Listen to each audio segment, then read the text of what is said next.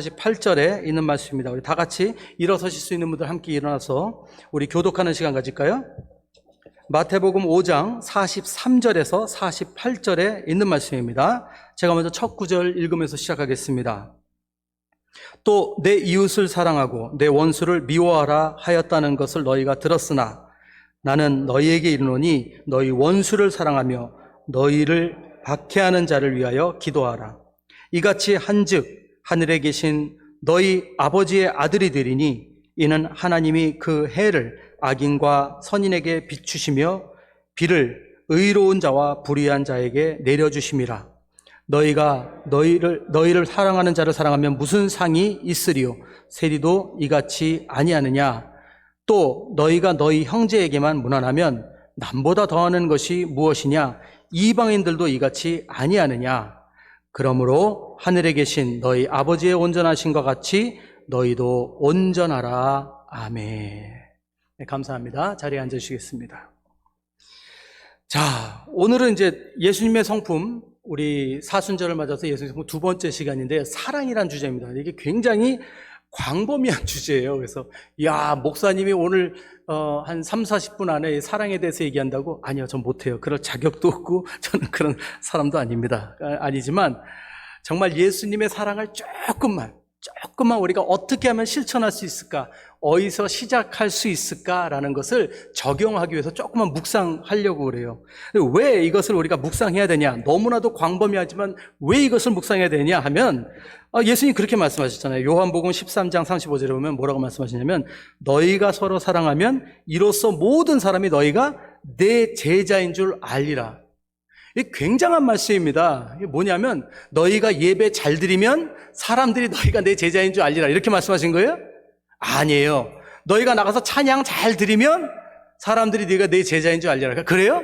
아니에요. 너희가 봉사 많이 하면 사람들이 너희가 내 제자인 줄 아니에요. 너희가 서로 사랑하면. 되게 애매하죠. 광범위합니다. 이거 사랑을 어떻게 해야 되나. 근데 예수님은 사랑이 그만큼 중요하다는 걸 강조하신 거죠. 사랑 안에 예수님이 주제라는 겁니다.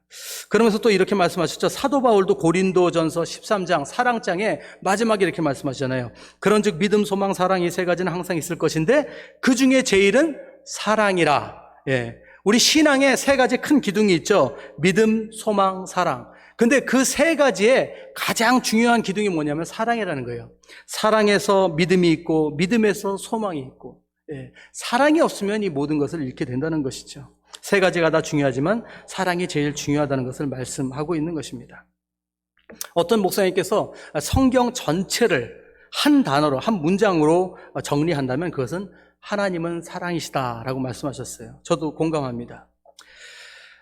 근데 어떤 분들이 이렇게 생각할 수 있어요. 아니, 예레미야서를 보거나, 예레미야 애가 읽어보셨죠? 예레미야 애가는 읽다가 지칩니다. 계속 슬픈 노래 계속 불러대니까, 지치고, 예레미야 읽어보면 그냥 계속 너네가 이래서 너희들은 이렇게 주워 터질 거고, 이렇게 맞을 거고, 계속, 에스겔 읽어보셨어요? 에스겔 너네가 이랬으니까 그러니까 두로는 이렇게 칠 거고, 내가 너 유다는 이렇게 칠 거고, 계속 친다는 얘기 하세요. 그거 읽어보면요, 하나님이 사랑 맞으시나? 이런 생각이 들으시는 분도 있을 거예요. 근데요, 우리가 이해를 해야 돼요. 하나님이 사랑하시기 때문에 왜 너희들이 이렇게 벌을 받아야 되는지 설명해 주시는 거예요. 하나님이 사랑하시지 않으면요, 그냥 쓸어버리고 없애버리세요. 그렇지 않아요? 사랑하시기 때문에 너희들이 이렇게 내가 하라고 그랬는데 이렇게 했다. 너희들이 이렇게 하라고 했는데 우상 숭배했다. 그러면서 말씀하시고, 그리고 예레미야서를 보세요. 그리고 에스겔서를 마지막 보세요. 약속하시잖아요. 하지만 이 중에 내게 돌아오는 자들 하나님께서 어떻게 회복하신다 약속을 하시잖아요. 역시 성경은 하나님의 사랑입니다. 하나님은 사랑하시기 때문에 그래서 따뜻한 손길도 있으시고 매도 드시는 것이 바로 하나님의 사랑이라는 거. 그게 진정한 사랑인 거죠. 그냥 퍼주는 사랑이 아니라는 거 우리 이해해야 됩니다. 하나님을 모르는 사람들도 세상에서 사랑이라는 주제는 모든 것에 이렇게 적용이 되죠. 문화, 역사, 예술, 대부분 주제가 다 사랑이 있습니다. 사랑에 대한 얘기가 빠지면 안 되죠. 우리는 사랑에 대해서 이렇게 여러 가지 생각합니다. 근데 네 가지 사랑이 있죠. 제가 영어로밖에 생각이 안 나는데, 에로스, 스톨지스, 필로스, 그리고 아가페가 있죠.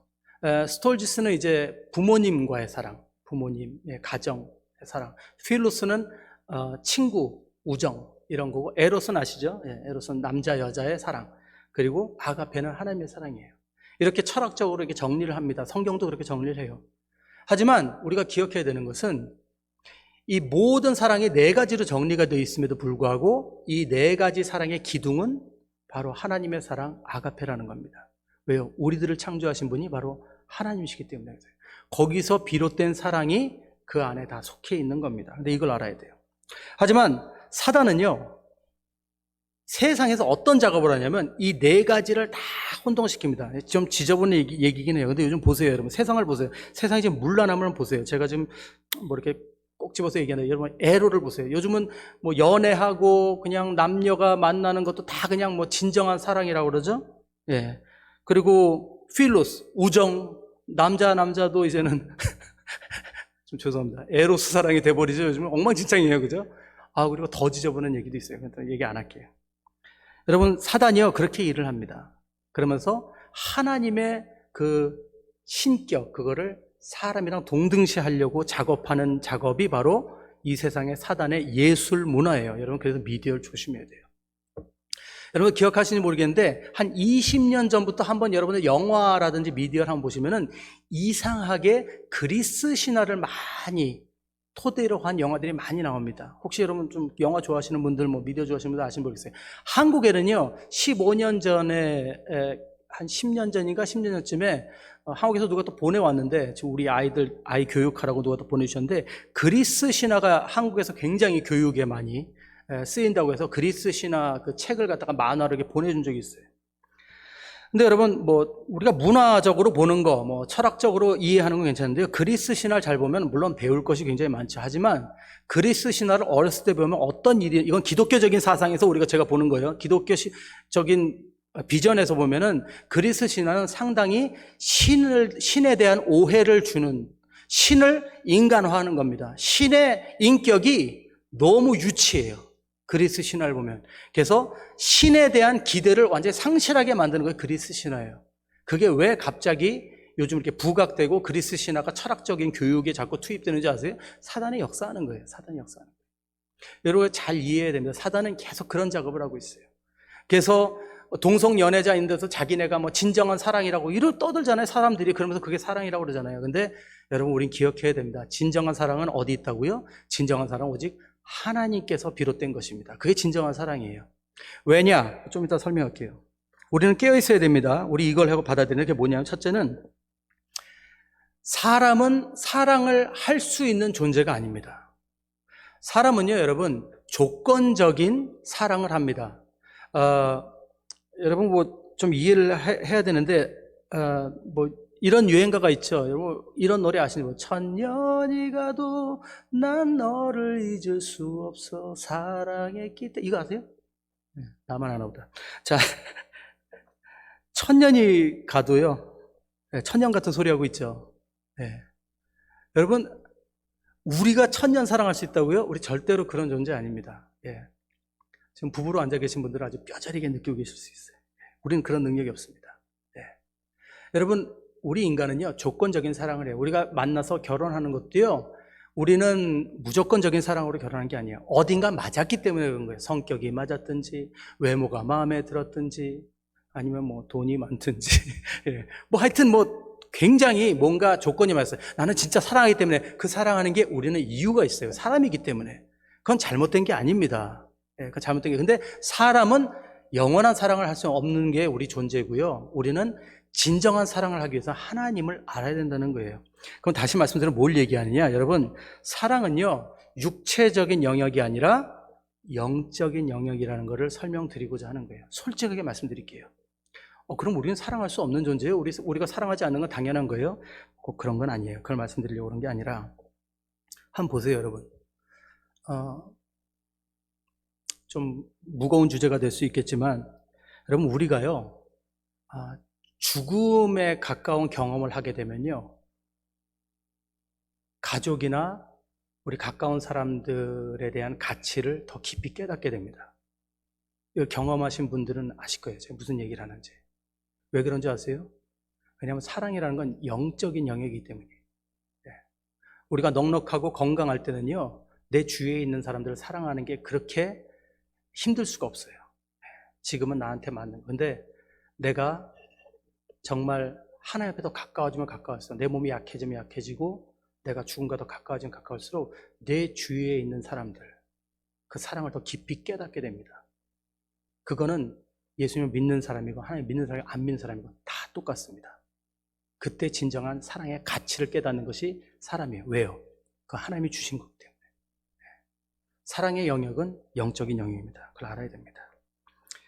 그래서 신학적으로 하나님의 사랑을 어떻게 정의하냐면 무조건적인 사랑이라고 합니다. 무조건적인 사랑. 제가 무조건적인 사랑이라고 하니까 요즘 트로트 노래가 무조건이야 이러니까 무조건이 약간 비속어는 아니더라도 되게 이렇게 그냥 막 쓰는 말처럼 왜 이렇게 노래를 많이 부르지?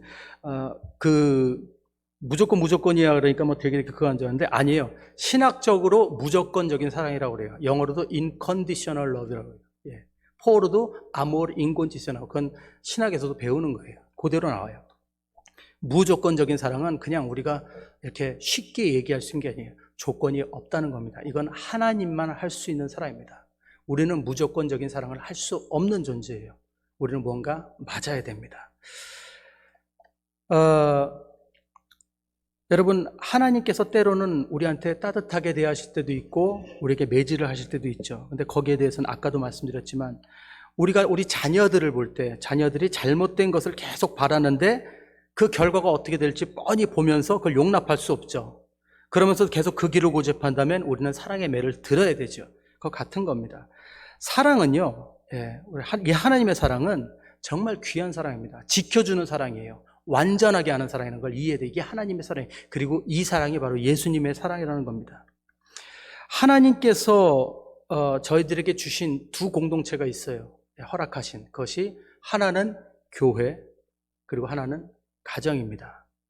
가정을 통해서 하나님 아버지가 우리를 향한 사랑을 조금만이라도 이해하게 하기 위해서 주신 공동체가 바로 가정이에요.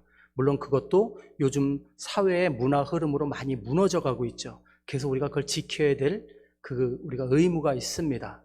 하지만 그럼에도 그 안에 있는 사랑은 우리가 하나님의 사랑을 조금이라도 이해할 수 있는 그 끈끈한 뭔가 본질이 그 안에 들어있다는 것을 우리가 이해해야 됩니다.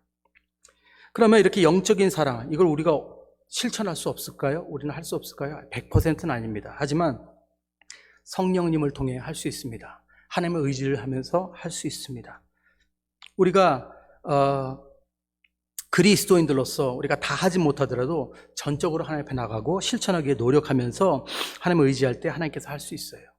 그리고 그렇게 사시는 분들은 참 많습니다. 사람으로서 할 수 없는 일들을 실천하시는 그리스도인들이 우리 주위에 굉장히 많다는 걸 여러분 이해하셔야 됩니다. 오늘 그럼 먼저 본문을 좀 정리해 볼게요. 왜 오늘 본문이 고린도전서 13장이 아닌지, 왜 사랑에 대해 얘기하면서 사랑장을 고르지 않고 왜 오늘 이 이야기를 하는지. 왜냐하면 이게 좀 실천하기가 어려운 부분이기 때문이에요. 왜? 무슨 얘기를 하면 원수를 사랑하라고 얘기하거든요. 오늘 본문을 정리하자면 이 전체적인 무슨 말씀을 하시는지 좀 이해를 해야 됩니다. 우리가 읽은 부분들을 이제 내려가기 전에 제일 처음부터 봐야 되는데 5장을 지금 우리가 읽었잖아요. 근데 5장 제일 첫 부분은 뭐냐면 우리가 그 공부 안 할 겁니다. 첫 부분은 뭐냐면 팔복에 대한 얘기예요. 그거 넘어갈 거예요. 그러니까 이거 산상수훈에 있는 얘기예요. 산상수훈 중간에 하신 말씀이에요. 팔복에 대한 얘기를 하세요. 근데 팔복에 대한 얘기를 하신 다음에 그 다음에 뭘 얘기하냐면 11절에서 20절까지 그걸 확 정리해서 말씀드릴게요. 뭘 얘기하냐면 세 가지 말씀하세요. 우리는 세상에 빛과 소금이 되어야 된다. 그 얘기예요. 근데 세 번째는 뭐냐? 빛과 소금이 되는데 세 번째는 바리새인들 같으면 안 된다. 이렇게 얘기해요. 바리새인들은 뭐에 상징적이죠? 율법적이고 종교적이고 형식적이고, 그죠? 그러니까 바리새인적인 믿음을 가지면 안 된다. 그리고 빛과 소금이 돼야 된다. 세상에 빛을 비춰야 되고, 그리고 맛을 주는 소금이 돼야 된다. 이 얘기를 하는 거예요. 근데 우리가 그 빛을 비추는 그 빛이 뭐죠? 바로 예수 그리스도의 복음을 얘기하는 거예요. 그죠? 그걸 우리한테 말씀하시는 거예요. 근데 그 다음부터 이제 무서운 얘기가 나옵니다. 그냥 우리한테 빛과 소금이 되라고 하시는구나. 그리고 이제 주일학교에서 이런 걸 읽으면 여러분 빛과 소금이 되세요 하고 넘어가죠. 근데 잘 봐야 돼요. 뭐라고 그러시나? 빛과 소금이 돼야 되는데 17절 18절에 뭐라고 하는지 한번 볼까요? 5장 17, 18. 내가 율법이나 선지자를 폐하러 온 줄로 생각하지 말라. 폐하러 온 것이 아니요 완전하게 하려 함이라. 진실로 너에게 이르노니 천지가 없어지기 전에는 율법의 1.1획도 결코 없어지지 아니하고 다 이루리라. 이 말씀이 왜 중요한지 우리가 이해를 해야 돼요. 자, 보세요. 지금 우리한테 빛과 소금이 데려가셨죠? 그러면서 뭐라고 말씀하냐면 내가 율법을 폐하러 온 줄 알아? 아니야, 완전하게 하러 왔어. 그러면서 이거 천지가 없어지기 전에 율법 절대로 없어지지 않아. 내가 다 이룰 거야. 이렇게 말씀하세요. 그럼 이제 우리가 이거를 해석을 해보면 패닉에 들어갑니다. 뭐냐면 가만히 있어봐. 아니, 우리는 구약의 율법을 다 지킬 수 없어서 예수님이 우리한테 오셔서 은혜를 주실 줄 알았는데 우리한테 빛과 소금이 데려가시면서 율법을 다 지키라고? 이렇게 하는 거예요. 우리가, 그죠? 그렇게 이해할 수밖에 없죠. 내가 율법을 폐하러 온 줄 아냐? 완전하게 왔다. 왜? 이 다음에 또 설명을 하시는데 그 밑에 21절에서 41절을 나중에 한번 읽어보세요. 21절에서 41절 보면 그 다음에 너네가 알고 있는 율법이 무슨 의미인 줄 아냐? 그러면서 뭐라고 설명하냐고 제가 정리한 게 있어요. 여기 읽어드릴게요. 살인하지 않을 뿐 아니라 형제한테 노하는 자도 심판받을 거야. 간음하면 안 될 뿐 아니라 음욕만 품어도 심판받을 거야. 맹세한 것을 지킬 것뿐만이 아니라 아예 맹세하면 안 되는 거야. 원수를 갚는 것이 아니라 오히려 원수를 사랑해야 돼. 이 얘기를 하시는 거예요. 큰일 났습니다. 아니, 예수님 오셔서 좀 이렇게 좀 우리를 릴리스하게 해주실 줄 알았는데 더 완벽하게 지키라고 말씀하시는 것 같아요. 그렇죠? 근데 아까 읽은 17절, 18절을 잘 이해를 해야 됩니다. 사실은 맞아요. 그 얘기예요. 다 완벽하게 지키라는 얘기예요. 근데 뭐라고 말씀하셨죠? 내가 율법이나 선지자를 폐하러 온 줄 생각하지 말라. 폐하러 온 것이 아니요 완전하게 하려 함이라. 누가 완전하게 한다고요? 예수님이. 너희가 완전하게 못해. 내가 완전하게 하러 왔어. 그 말씀하시는 거예요. 할렐루야? 여기 아멘이 작아요. 할렐루야? 네, 힘내세요. 자, 너희가 천지가 없어지기 전에 율법의 1.1획도 결코 없어지지 않냐고 다 이루리라. 너희들 율법이 너희들 통해 다 이루어지게 내가 이룰 거야. 이 말씀하시는 거예요. 이게 무슨 말씀입니까? 저희들 안심해도 되는 건 이겁니다. 구약의 율법을 더 철저하게 지키라는 거 맞아요. 한데 첫째로 예수님은 우리들에게 빛과 소금이 되어야 하는 삶에 이스라엘 백성들 지도자들처럼 그렇게 막 구약의 율법들을 막 이렇게 종교적이고 형식적으로 이행하지 말고 그 본질이 이런 거다라는 걸 설명한 것 뿐이에요. 더 완벽하게 지키라는 게 아니에요. 원래 이런 거다. 그러면서 두 번째로는 완전하게 하려 하신다. 내가 완전하게 해주신다는 거예요. 너희들이 못하는 거. 무엇을 해요? 십자가 보혈의 은혜로 완전하게 해주겠다는 거예요. 그리고 천지가 없어지기까지는 율법의 1.1획도 결코 없어지지 아니하고 그 누구도 하나님의 사랑에서 우리를 끊을 수 없느니라. 로마서 말씀이죠. 한 번 구원은 영원한 구원. 내가 너희들 구원하고 마지막까지 너희와 함께하겠다. 이 약속을 해주신 겁니다. 예수님이 우리와 함께 하시고 예수님이 우리의 부족한 걸 채우신다. 그러면 이제 그러면 우리 율법도 안 지켜도 돼요? 에이 무슨 소리. 지난주에 말씀드렸잖아요. 하나님께서 그 산에 만나러 올라오라고 할 때 이스라엘 백성한테 뭐라고 그랬다고 그랬죠? 목욕하고 옷 갈아입고 와. 그랬다고 그랬죠? 목욕하고 옷 갈아입으면 거룩해지나요? 아니죠. 순종함에 하나님께서 은혜를 더해 주신 거죠. 거룩함을 덮어주신 거죠. 오늘날 우리도 마찬가지입니다. 내가 최선을 다해서 하나님의 말씀을 지키게 노력하고 내가 부족해서 못 지키는 것 하나님 앞에 나가 엎드릴 때 예수님께서 그것을 주님의 은혜로 덮어주시는 겁니다. 대신 우리는 잘못한 것에 대해서 주님 앞에 나가 회개하고 형제들과 화목하고 그게 우리의 숙제예요. 우리가 알아야 되는 것, 율법은 하나님께서 애당초 처음부터 다 지킬 수 없음을 아시고 주셨다는 걸 알아야 됩니다. 로마서 7장이다. 넘어갔네. 우리가 로마서 3장 보면 이렇게 기록되어 있어요. 그러므로 율법의 행위로, 잘 들으세요, 그의 앞에 의롭다 하심을 얻을 육체가 없나니 율법으로는 죄를 깨달음이라. 로마서 3장 20절 말씀입니다. 사도 바울이 한 얘기예요. 또 로마서 7장입니다. 7장 7절. 그런즉 우리가 무슨 말을 하리요? 율법이 죄냐? 그럴 수 없느니라. 율법으로 말미암지 않고는 내가 죄를 알지 못하였으니 곧 율법이 탐내지 말라 하지 아니하였더라면 내가 탐심을 알지 못하였으리라. 율법이 있기 때문에 내가 죄인인 걸 알았다는 거예요. 율법이 있는 걸 알았기 때문에 내가 하나님의 은혜를 알게 됐다는 거예요. 율법을 보고 내가 지금 하나님 은혜를 누리고 있다는 걸, 감사하게 됐다는 걸 사도 바울이 고백하고 있는 거예요. 나는 물론 하나님 말씀대로 살기 위해 노력해야 되지만 내가 할 수 없는 것을 하나님께서 은혜로 덮어주셨기 때문에 율법을 보고 내가 죄인인 걸 알았다는 거죠. 그래서 우리는 말씀을 알아야 됩니다. 하나님 무엇을 기뻐하시는지 슬퍼하시는지 알아야 된다는 거죠. 이게 오늘 말씀 본문 전까지의 말씀이에요. 근데 오늘 말씀의 본 이제 주제는 뭐냐? 원수를 사랑하라는 말씀입니다. 이게 이제 굉장히 중요한 핵심이에요. 아니 어떻게 원수를 사랑할 수 있죠? 원수를 어떻게 사랑해요? 근데 오늘 말씀에 나오죠. 예수님이 있잖아요. 예수님 앞에 나가서 내가 원수를 사랑하는 것이 아니라 하나님 앞에 나가서 하나님의 마음을 받아야 되고 하나님의 사랑을 받아야 되고 하나님의 힘을 얻고 그를 품을 수 있는 그 능력을 주님께부터 받아야 된다는 것이죠. 그럼 본격적으로 그렇게 두리뭉실하게 말씀하지 마시고 목사님 그럼 어떻게 이거를 좀 어디서 시작해야 될까요? 그것만 오늘 얘기하고 마칠게요. 자, 빛과 소금의 삶은 어떻게 살 것인가. 근데 오늘 본문 마지막 46절에 48절까지 뭐라고 했냐면 이렇게 돼 있어요. 너희가 너희를 사랑하는 자를 사랑하면 무슨 상이 있으리요? 세리도 이같이 아니하느냐? 또 너희가 너희 형제에게만 무난하면 남보다 더하는 것이 무엇이냐? 이방인들도 이같이 아니하느냐? 그러므로 하늘에 계신 너희 아버지의 온전하신 것 같이 너희도 온전하라. 온전하라, 완전하라는 뜻이죠. 근데 이 완전은 뭘 얘기하고 있죠? 바로 예수님께서 우리를 하게 해주시는 것을 지금 예시하고 있는 겁니다. 그럼 이제 어떻게 예수님이 우리를 통해서 완전하게 해주실 것인가? 그리고 우리가 예수님에게서 배워야 되는 사랑은 무엇인가? 두 가지만 나누고 마칠게요. 첫 번째, 예수님의 사랑 두 가지만 마치는데 첫 번째 뭐냐면 예수님의 사랑은 정죄하지 않는 사랑입니다. 잘 기억하세요. 이거 두 가지만 마칠 거니까 잘 들어주세요. 정죄하지 않는 사랑입니다. 자, 예수님 요한복음 8장 10절도 좀 읽으면 좋은데 11절만 제가 읽을게요. 요한복음 8장 11절.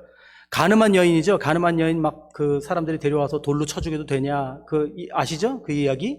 그랬더니 예수님께서 여기 죄 없는 자가 돌로 치라 하셨죠? 그러면서 나중에 다 떠나고 나니까 예수님 말씀하십니다. 너를 정죄하는 사람들 다 어디냐? 그러니까 아무도 없습니다. 그러니까는 예수님께서 이렇게 말씀하시다. 대답하되 주여 없나이다. 예수께서 이르시되 나도 너를 정죄하지 아니하노니 가서 다시는 죄를 범하지 말라 하시니라. 자, 오해하시면 안 돼요. 아, 예수님은 무슨 죄든 다 용서해 주시는 거야. 맞아요. 용서해 주시는데 예수님은 이 말씀하셨어요. 가서 다시는 죄를 범하지 말라. 이건 뭐예요? 내가 너한테 한 번 더 기회를 주신다는 걸 말씀하십니다. 은혜로. 하나님은 정죄하지 않아요. 기회를 주시는 분이에요. 기회를 주시는 분이에요. 하나님의 사랑은 완전하시기 때문에 그냥 덮어주는 게 아닙니다. 죄를 짓지 말라고 가르치시는 사랑이에요. 분명히 말씀하시죠. 다시는 죄를 짓지 말아라. 내가 은혜를 줄 테니까. 이 말씀하시는 거예요. 나도 너를 정죄하지 않으니 가서 다시는 죄를 범하지 말라. 여러분 좀 어쩌면 여러분들이 모르는 이야기일 수도 있어요. 근데 우리 같이 한번 생각해 봐요. 제가 이 문제를 놓고 좀 여러분들과 좀 나누고 싶은데 좀 마음이 아픈 것이 뭐 한국이나 어디나 다 그래요. 항상 이렇게 극우주의가 있어요. 기독교도 극우. 하지까오가 있어요. 하지까오. 저는 요즘 교단과 기독교들 중에 몇몇 그룹들이 너무 정죄로 무장되어 있는 걸 많이 봅니다. 정죄하는 거. 그러니까 너무 사람들을 인끌림이나 하고 싶어요. 제가 오늘 지금 이렇게 드리는 말씀에 대해서 동의 못 하시는 분도 있을 거예요. 저도 각오하고 드리는 말씀이에요. 근데 좀 저도 이해하니까 들어만 주세요. 동의 안 하셔도 할 수 없어요. 유럽에는 이미 이 법이 제정이 됐어요. 차별금지법이라고 그래요. 들어보신 분들 있어요? 차별금지법. 레이지 디스크리미네이션. 들어보셨어요? 예. 차별금지법이 뭐냐면 지금 한국에서 차별금지법이 들어왔어요. 들어와서 제정을 그걸 하느냐 마느냐 국회의원들 그걸 얘기하다가 무산이 됐죠. 예, 무산이 돼가지고 그게 이제 제정이 안 됐어요. 차별금지법. 근데 그게 왜 무산이 됐냐면 기독교인들이 이제 반대를 많이 해서 그것 때문에 무산이 됐어요. 근데 그 차별금지법이 뭐냐면 이제 뭐 동성연애자라든지 뭐 이런 다른 제너럴이라고 그래요. 다른 이렇게 남자, 여자 외에 뭐 다른 이제 성별을 가진 사람들, 그 사람들에 대해서 절대 차별하지 못하고 그 사람들 어디 들어가고 출입하고 이러는 거, 교육하는 거 이런 것들 제지를 못 한다는 거예요. 뭐 좋습니다. 근데 문제는 이제 저도 목사인데 그 모르겠어요. 그 기독교 사회에 어떤 영향을 끼칠지 저도 당연히 압니다. 예. 근데 여러분 제가 하나 여쭤볼게요. 언제까지 우리가 그거를 제지할 수 있을까요? 예. 자, 이거를 제지함으로써 지금 한국에는 어떤 인식이 되냐면, 저 예수쟁이들, 저 개독교들, 이런 인식만 젊은이들에게 지금 심어졌어요. 젊은이들이 교회를 떠나고 있습니다. 뭐 그게 무서워서 우리가 그럼 제정하게 놔두자 그런 얘기가 아니에요. 잘 들어보세요. 여러분, 그거를 우리가 제지하는데 언제까지 제지할 수 있을 것 같아요? 자, 그리고 그걸 제지하려면 우리 기독교가 뭘 해야 돼요? 계속 그걸 제지하기 위해선 정치적인 힘을 길러야 됩니다. 제가 틀린 얘기합니까? 아니죠. 교회가 자꾸 정치에서 힘 얻고 그럼 어떻게 되는 거예요? 중세기로 가는 거예요. 예수님은 한 번도 자기 힘을 쓰시지 않으셨다고 그랬죠. 함부로. 왜 자꾸 세상에서 일어나는 악한 문제들에 대해서 가지치기를 하려고 그러는지 모르겠어요. 기독교가. 그거 우리가 영화 못 보게 하고 무슨 영화는 무슨 동성연애자 못 보게 하고 그런데 언제까지 할 건데? 우리는 거기에 에너지 낭비할 게 아니라 근본적인 걸 해야 돼요. 뭐예요? 빛과 소금 역할을 해야 될 거 아닙니까? 빛과 소금이 뭐라고 그랬죠? 빛은 예수 그리스도의 빛. 소금, 우리가 세상에 필요한 자들이 되어야 돼요. 예수님 오늘 5장에서 하신 말씀, 원수를 사랑하라는 말씀은 그게 뭐냐면 우리에게 사랑을 실천하라고 말씀하시는 거예요. 그리스도인데 더 사랑하라고 말씀하시는 거예요. 근데 지금 기독교의 세상에 비춰지는 특히 한국에 있는 기독교의 모습은 사랑이 아니에요. 폐쇄적인 집단들이고 적대적인 집단들이고 그리고 상당히 정죄하는 집단입니다. 그 언제까지 우리가 할 수 있겠어요? 우리는 내적인 변화가 먼저 필요해요. 우리 교회가 먼저 이 주위 사람들에게 사랑을 전해야 됩니다. 우리 나가서 마당도 좀 쓸고 주위 사람들 필요한 사람 있을 때 좀 나눠주고 우리 누가 도움 청할 때 도와주고 거기서부터 교회가 시작하는 거예요. 이 주위 사람들이 이 교회가 여기 있음으로 축복을 받아야죠. 그게 예수님의 빛과 소금이에요. 그렇잖아요. 저 교회 사람들은 너무 좋아. 저 교회에서 이번에 우리 동네에 이거 해줬어. 거기서 시작하는 거 아닙니까? 여러분 많은 거 하지 않아도 됩니다. 세상에 메말라 있기 때문에 정말 작은 것만 해도요. 작은 것만 해도 사람들은 감동해요.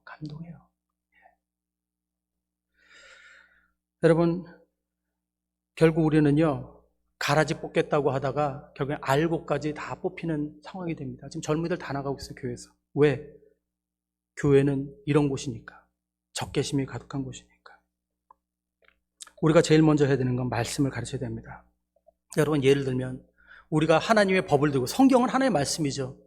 하나님 아버지는 우리에게 하나님 아버지예요. 믿지 않는 사람들에게는 그냥 여러 세상의 종교들 신 중에 한 명일 뿐이에요. 죄송하지만 그들은 그렇게 믿고 있어요. 아닙니까? 이거하고 똑같아요. 그 사람들은 우리가 성경에 이렇게 써있어요. 이거 죄라고 그랬습니다. 이런 차별금지법 세우면 안 됩니다라고 하면 그 사람들 어떻게 되냐면 저 이상한 또라이들이네. 뭐라고 생각하냐면 이거하고 똑같아요. 제가 친구 집에 갔어요. 근데 그 친구 집에 갔더니 그 친구 집에서 감자를 삶아 먹습니다. 그 집 가족들이. 제가 거기 앉았는데 우리 집에서는 감자를 소금에 찍어 먹어요. 근데 그 집에서 설탕 찍어 먹는 거예요. 그러니까 제가 화를 탁 내면서 여러분! 저희 아버지가 그러셨는데 감자는 소금에 찍어야 제맛이라고 했습니다. 지금부터 다 소금 찍어 드세요. 그러면 우리 친구 가족들이 전부 저를 보고 뭐라고 그럴까요? 미친놈 아니야? 세상 사람들은 우리 볼 때 그렇게밖에 못 보는 거예요. 제일 먼저 해야 되는 게 뭐예요? 그들에게 말씀을 전해야죠. 복음을 전해야죠. 하나님도 모르는 사람들한테 하나님에게 이건 동성연애는 죄라고 그것만 들이대면 그게 무슨 소용이 있습니까? 사랑하는 모습은 하나도 없습니다. 우린 정죄하지 않는 걸 연습해야 돼요. 정죄하지 않는 모습을 연습해야 됩니다. 무조건 품어주자는 게 아니에요. 우린 인격을 먼저 존중해 줘야 된다는 거죠. 그 사람이 어떤 사람이건 먼저 그 사람이 하나님의 자녀이고 그 사람도 하나님의 사람이 될 수 있다는 것을 이해하고 우리는 품어야 된다는 겁니다. 그거 먼저 우리가 생각해야 된다는, 그 예수님의 사랑이에요. 그게 무조건적인 사랑입니다. 예수님께서 십자가에 달리셔서 매달리시면서 그 밑에는 뭐 너희들 나 천국 가면 다 죽었어 이러셨나요? 아니죠. 십자가 달려서 뭐 어떻게 기도하셨어요? 아버지 저들을 사하여 주십시오. 저들이 자기들이 하는 일을 알지 못합니다. 마지막까지 기도하셨잖아요. 그게 바로 교회고 그게 바로 신앙이라는 거예요. 정죄하지 않는 거. 거기서 우리는 마음을 다시 한번 새롭게 고쳐야 됩니다. 여러분, 얼마 전에 그 미나리라는 영화, 한국에서 지금 굉장히 지금 이슈인데, 미나리라는 영화에 대해서 누가 영상 올렸더라고요. 영상 올렸는데 어떤 영상이냐면 뭐 이런 제목으로 올렸어요. 미나리가 상을 받은 이유가 뭔가 했더니 이런 영상이 올라왔어요. 그래서 뭐야 이건 또. 그래서 클릭해봤더니 그 영화 안에 그 영상들을 편집을 했는데 무슨 영상 편집이냐면 기독교를 안 좋게 그린 그 영상들, 그것만 편집해서 올렸더라고요. 그러니까 기가 막혔어. 그러니까 그분 생각은 이거예요. 미나리라는 영화에서 기독교를 이렇게 안 좋게 깠기 때문에 사단이 그 미나리를 이렇게 상을 받게 했다는 거. 아, 나 유치해가지고 진짜. 그 불법 사이트에 들어가서 영화나 보지 마세요. 예? 지금 돌고 있는 사이트가 불법이에요. 보지 마세요, 여러분. 저한테도 왔어요. 우리 하늘이한테도 그랬어요. 하늘아, 극장에 4월 달에 개봉한대. 힘들어도 우리가 돈 내고 보자. 불법으로 보지 마. 그랬어요. 여러분, 그 사이트 온 거 돌리지 마세요. 그 불법이에요. 제가 알아봤어요. 불법이에요. 그 얼마나 힘들게 만든 남의 영화를 공짜로 봐. 예? 그런 거나 보지 말아야지. 무슨 뭐 영화 만들고 나니까 무슨 쓸데없는 소리가 앉아서. 그렇게 기독교가 앉아가지고 그런 거나 이렇게 따지고 그러고 앉았으니까. 아니, 기독교 욕을 먹을 게 있으면 욕을 먹어야지. 잘못한 게 고쳐야지. 우리 욕하면 다 사단이야? 진짜 핍박이 뭔지 모르고 그런 소리 하는 거예요. 예, 한심하죠. 정신 차려야 됩니다. 여러분, 정죄하지 않는, 거기서부터 우리 사랑이 시작돼야 됩니다. 두 번째, 마지막입니다. 예수님의 사랑은 짐을 짊어지우지 않는 사랑입니다. 예수님이 이렇게 말씀하셨어요. 마태복음 11장 28절 30절 다 알죠? 수고하고 무거운 짐진 자들아 다 내게로 오라.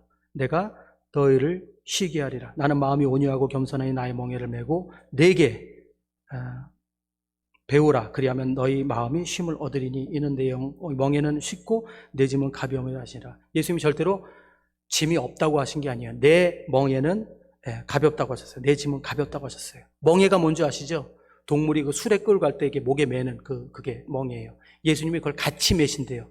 우리 혼자 매게 안 하시고 옆에서 같이 매신다는 그 멍에를. 그러면 우리가 갈 수 있으니까.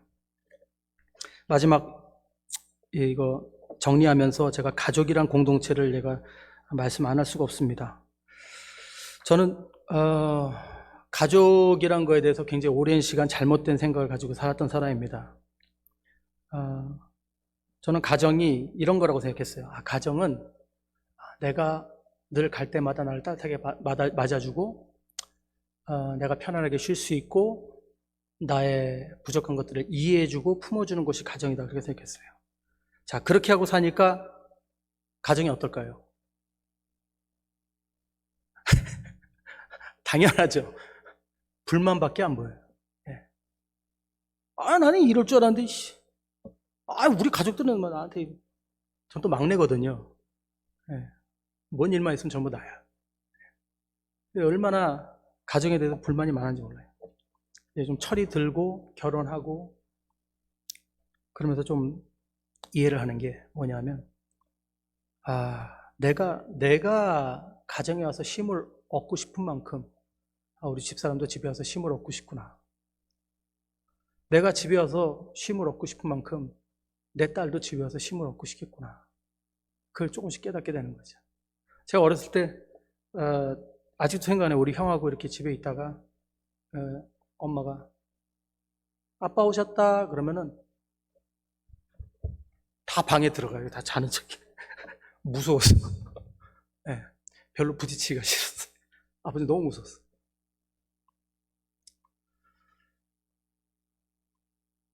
근데 언젠가 제가 한동안 그런 아빠였더라고요. 우리 딸한테. 그런 아빠였어요.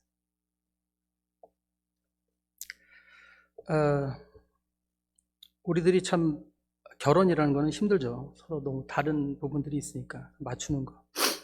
저는 한 10년 동안은 제가 참고 살고 있다고 생각했어요. 근데 이제 20년째 들어서면서 이제 깨닫는 건 뭐냐면, 집사람이 나를 많이 참고 있구나 하는 거. 그걸 이제 조금씩 알게 됐어요. 그래서 지금은 제가 그냥 마음에 안 드는 것은 그냥 내가 치우고 내가 내 방식대로 하고 내가 하고 그래요. 얘기를 안 해요. 그러니까 또 집사람도 고마워하더라고요. 가정이 하나님께서 주신 거기 때문에 가정을 사단이 제일 많이 공격합니다. 가정이 갈라지면 그 여파는 너무 무서워요. 어디로 어떻게 뛸지 몰라요. 그 나비 효과가. 다행히 하나님의 은혜로 잘 끝나면 다행이지만 안 그런 가정들이 얼마나 많아요. 그 다음 세대로 살도록 그런 일들이 얼마나 많아요. 가정은 참 중요한 겁니다. 제가 좀 신혼 때 너무 집사람하고 안 맞아서 우리 어떤 선배 목사님한테 그랬어요. 목사님, 우리 집사님 너무 힘들고 이래요. 힘들고. 너무 안 맞아요. 그러니까 선배 목사님이 웃으면서 맞는 사람이 어디 있어? 그러시더라고요.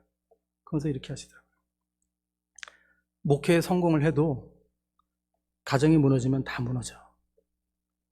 근데 가정이 성공하면 목회가 다 무너져도 결국 회복돼. 그러시더라고요.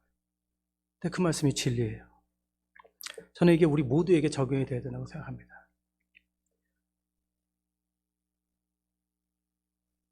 우리가 가정을 지키면요, 내가 사회에서 힘들고 어려워도 다시 우리 일어날 수 있어요. 하나님의 가정 통해서 축복해 주시거든요. 근데 내가 사회에서 아무리 성공해도 가정이 무너지면 내가 성공한 거 모든 거 다 잃을 수도 있다는 거 우리 기억해야 됩니다. 동그라미에 대한 두 가지 이야기가 있어요. 요거 하고 마칠게요. 모난 동그라미 두 개가 있었대요. 같이 굴러가야 되는데 두 개가 모나니까 처음에 같이 굴러가는데 너무 잡소리가 나고 시끄럽고 그러면서 1년, 2년 계속 소리를 내면서 구르는 동안에 그 모난 부분들이 깎여나가면서 결국 둥글둥글해져서 나중엔 조용히 잘 굴러가게 됐다는 얘기가 첫 번째 얘기예요. 그리고 두 번째는 이 빠진 동그라미 얘기가 있습니다. 한 동그라미가 있었는데 그 동그라미가 이렇게 세모난 그 이가 이렇게 크게 빠져 있었답니다. 그래서 그 동그라미에 꿈이 있었대요. 언젠가 이 빠진 부분, 거기 딱 맞는 조각을 내가 찾아야지. 그리고 온 세상을 쩔뚝쩔뚝하면서 여행을 하면서 지나가다 꽃에게도 물어보고 나무에게도 물어보고 돌에게도 물어보고 강아지에게도 물어보고 얘기하면서 결국에는 자기한테 딱 맞는 그 조각을 찾았다는 거예요. 그 조각을 자기 몸에 딱 끼니까 정말 번개같이 굴러가기 시작하더랍니다. 너무 신나서 달렸대요. 한참을 신나게 달렸는데 너무 기뻐서 그 기쁜 소식을 꽃에게도 얘기해주고 돌에게도 얘기해주고 나무에게도 얘기해주고 싶었는데 너무 빨리 굴러가니까 쓸 수가 없더래요. 결국엔 다 지나쳐버리고 외톨이가 됐답니다. 그동안 동그라미가 큰 결심을 하고 자기한테 맞던 그 조각을 버렸다는 이야기입니다. 그리고는 친구들과 행복하게 살았다고 합니다. 저는 하나님께서 저희들을 만드실 때 부족하게 만드신 게 아니라 이런 모난 부분을 주시고 우리들로 성숙하게 나가게 하시는 것 같아요. 그 안에서 서로 부딪히면서 배우게 하시고 깨닫게 하시고. 왜? 우리는 무지하니까. 우린 남을 이해하기 힘든 존재들이니까 그 과정을 참는 거죠. 교회가 바로 그런 곳이죠. 첫 번째, 난 교회 안 나가. 나오세요. 나 누구 때문에 안 나가. 그럼 더 나오세요. 여기 와서 견디시면 못 견디시는 게 없어. 교회에서 우리 같이 부딪히고 지지고 볶고 싸우면서도 그러면서도 주님 안에서 같이 기도하고 한 공동체로 그러면서 사랑하는 걸 배워가는 거죠. 또 때로는 내가 이렇게 사는 것이 내 부인 때문인 것 같기도 하고 내 남편 때문인 것 같기도 하고 나는 이렇게 모난 부분이 있는데 내 남편이 이걸 채워줄 줄 알았는데 원망하면서 사는 분들이 있어요. 근데 여러분, 그 아픈 부분, 그것을 우리에게 주셨기 때문에 우리가 또 서로의 사랑을 깨닫고 또 서로의 그 도움을 알고 서로의 필요함을 깨닫고 우리가 서로 같이 살아가는 거 아니겠습니까? 말씀 뵙겠습니다. 어느 텔레비전 방송국에서 오락 프로그램에서 시골 할아버지 할머니들을 모시고 퀴즈를 했대요. 퀴즈를 했는데 할아버지한테 이제 단어 카드를 이렇게 주시고는 할머니 저쪽에 앉아 계시라고 그러고 그 단어 카드에 있는 단어를 설명으로만 그 단어를 맞추게 하는 거예요. 그 단어를 얘기하지 않고. 근데 그 단어에 이제 카드에 딱 보니까 천생연분이라고 되어 있더랍니다. 할아버지가 천생연분을 어떻게 설명할까 하다가 어이, 당신하고 나 사이를 뭐라고 그러지? 그러니까는 할머니가 왼수 그러시더래요. 그러니까 할아버지가 당황해가지고 아니 그거 말고 네 글자로 그러니까 평생 원수? 예. 웃기긴 한데 그 할머니가 참 대단하다는 생각이 듭니다. 평생 원수하고 평생을 사셨어요. 정말 원수로 사랑하신 거죠. 근데 더 재밌는 건 할아버지가 더 재밌어요. 자기는 천생연분이라고 생각한 거죠. 예, 여자분들 너무 좋아하지 마세요. 예, 자, 우리 정리하겠습니다. 예수님의 사랑은 무조건적인 사랑입니다. 완전케 하신 사랑입니다. 거룩하게 하신 사랑입니다. 우리 인간으로서 이런 사랑을 할 수 없어요. 왜냐하면 사랑은 영적인 영역이기 때문에. 그래서 우리는 하나님 앞에 나가야 됩니다. 하나님의 사랑을 많이 받아야 돼요. 하나님 앞에 계속 간구해야 됩니다. 그리고 첫 번째 우리가 할 수 있는 것은 나의 연약함을 인정하고 깨닫는 거. 하나님, 나는 사랑할 수 있는 자격도 없고 존재가 아닙니다. 그러니까 저한테 사랑 주세요라고 하셔야 됩니다. 네, 기도하셔야 됩니다. 그리고 우리가 두 가지 삶의 실천을 해야 되고, 첫째, 정죄하는 삶을 살면 안 됩니다. 우리 그리스도인들 품어야 됩니다. 네. 뭐 여기 길에 지나가는 거린들 보면서 저것도 술이나 먹고 그러지 마세요. 네. 기도해 주시고 필요한 거 있다면 또 이렇게 좀 사주시고, 먹는 거 돈 주지 마시고, 이렇게 동성연애자라고 함부로 말씀하지 마시고, 예, 그러냐고 또 얘기 들어주시고 친절하게 하세요. 예, 사랑인 걸 보여주세요. 우리 주위에 교회 안에 우리 할 수 있는 거 실천해야 됩니다. 두 번째, 서로 짐을 우리가 지게 해서는 안 됩니다. 가정에서 우리 자녀들에게 내가 어렸을 때 이거 하고 싶었는데 우리 애들은 꼭 이거 시켜야 돼. 예, 물론 그런 거 저도 있어요. 하지만 내가 혹시 우리 가족들에게, 내 부인에게, 내 남편에게 짐을 지어주고 있는 것은 아닌가? 나는 그들에게 행복한 사람인가? 나를 만날 때 그들은 행복한가를 한번 우리 같이 생각하고, 예, 우리 예수님의 사랑 우리 가정에서 먼저 실천하고 교회에서 실천하면서 이 하나님의 사랑 우리 실천하며 나가겠습니다. 여러분, 세상은 바뀌지 않아요. 근데 나는 변할 수 있어요. 아멘이죠? 예. 내가 변하는 게 그리스도인이에요. 변할 수 있는 사람들이 그리스도인이에요. 그걸 먼저 깨달으시는 저와 여러분들 되실 줄 믿습니다. 예, 우리 함께 기도할까요? 이 시간에 잠깐 우리 자리에서 일어나실 분들 일어나셔서 함께 통성으로 기도하는 시간 가지겠습니다. 시간이 좀 지났지만 1분만 주님 앞에, 주님 사랑 주십시오. 사랑하게 해주십시오. 내 마음 사랑 가득 차게 해주십시오. 내 주위에 있는 사람들 내가 사랑하지 못했다면 아버지 저의 부족함을 용서해 주시고, 아버지 내가 할 수 없는 사랑 주님께서 부어주실 줄 믿습니다.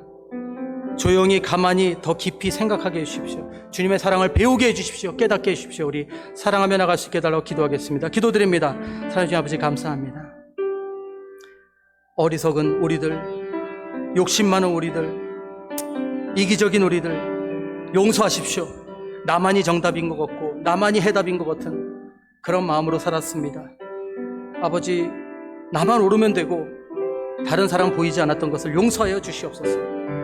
내가 잘난 것이 아니라, 그들이 부족한 것이 아니라 우리 다 모난 동그라미인데 아버지 함께 절뚝거리며 함께 도우며 함께 부딪히며 아버지 주님 안에서 살아가는 법을 배우게 하여 주시옵소서. 주님의 사랑을 품고 날마다 기뻐하며 나가게 하여 주시옵소서. 날마다 주님 향해 나가게 하여 주시옵소서. 아버지 오늘도 기도하는 모든 성도를 축복하여 주시옵소서. 붙들으시고 채워 주시옵소서. 아버지 감사드리며 모든 말씀 주 예수 귀하신 이름으로 기도드립니다. 아멘. 예, 우리 마지막으로 복음성가 오직 주의 사랑에 매여 함께 찬양드리고 우리 축도하시고 마치겠습니다.